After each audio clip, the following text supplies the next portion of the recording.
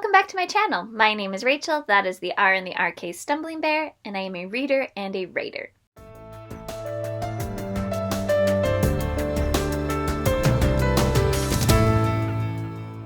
And today I want to talk about Light Chaser by Peter F. Hamilton and Gareth Powell. And because this is a very shiny cover, I'm going to just put up a picture and then put the book down. I was a little bit hesitant to pick this up because of Peter F. Hamilton. I tried to read Pandora's Star last year and could not get into it. But I had never read anything by Gareth Powell. So I was like, you know what? I'll give it a try. It's a novella and it's a space opera. And I love space opera. So let's see how this goes. And yeah, I can see elements of Hamilton in this book. And so I'm guessing the other things that really worked well for me was Powell. I will have to read more of his works here in the future to actually know for certain. This was a fun concept. So I am going to read the back of it because that sets you up for what is going on. Amelie is a light chaser, one of a number of explorers who travel the universe alone, except for their onboard AI, trading trinkets for life stories.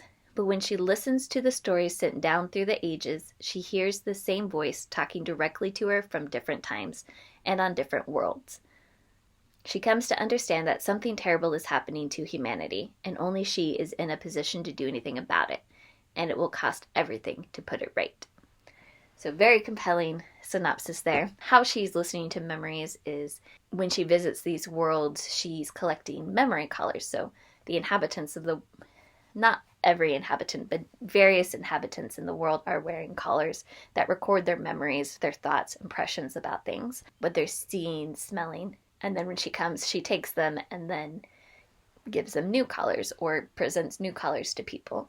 And when she goes back on board, she puts the collars on, and then she can experience the lives of the people who wore these collars. Specifically, while checking up on an ex-lover, she is wearing it, and a little boy comes to him and says he has a message for the light chaser, and the ex-lover is like, she's gone, she's left, and he goes, that's okay, she'll see this in 1,000 years.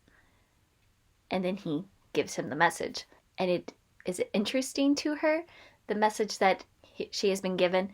She has lived for so long, she knows that she does not remember every bit of her past. The human brain just cannot keep all of those memories. And that was something I connected with, is because I have a pretty good visual memory of the past few years, but once you start getting further back, I don't actually remember all that much. I'm not someone who remembers my childhood.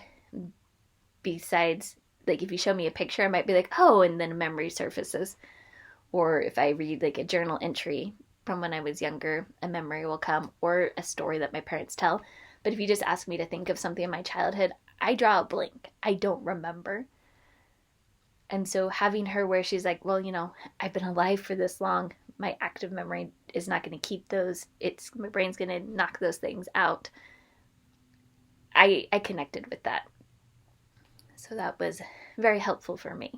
I think I'm going to keep this all a non-spoiler.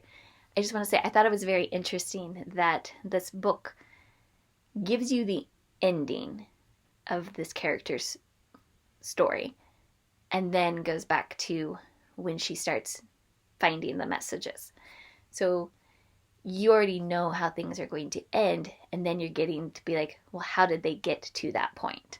That's kind of the setup for this story. And I wasn't expecting that when I first picked it up, not from the synopsis. I enjoyed it. I think this is a fun read, and anybody else who reads it is probably going to enjoy it as well.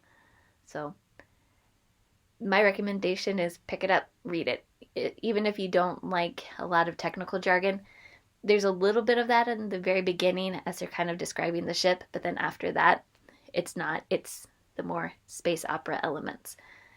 And I think the two authors blended well when writing this story. I can't pick out various voices. Again, I haven't read anything by Powell, so I'm not certain how technical he goes into his own writing. I guess I will know in the future.